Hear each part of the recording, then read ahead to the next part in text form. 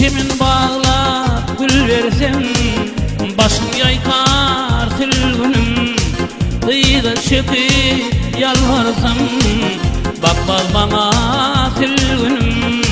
Kıyıda çöküp yalvarsam, bakmaz bana tülgünüm.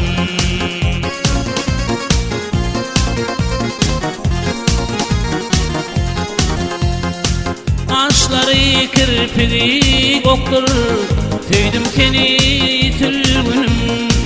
Dünyada sendey gıyr yoktur, tüydüm seni tülgünüm.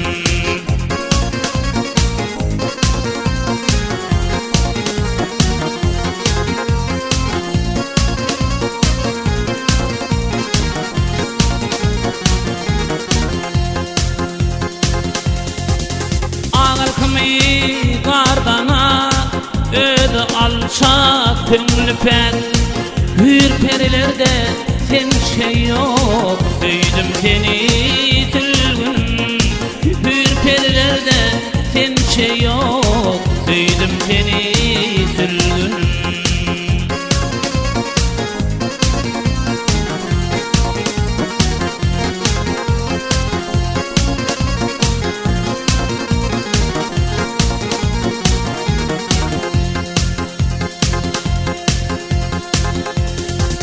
Yüreğim sen deyip uruyar, söyledim seni tülgünüm.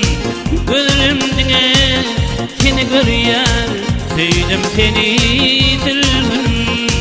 Gözümdüne seni görüyer, söyledim seni tülgünüm.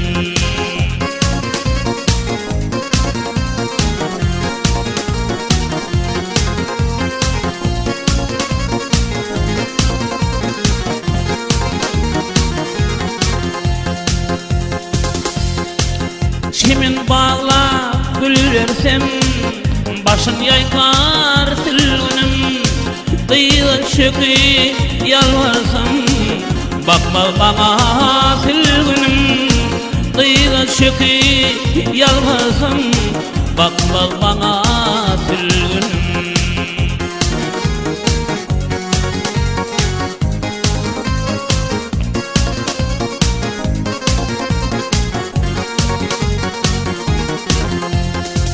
Yüreğimde yaktı kodu, tüydüm seni tülgünüm.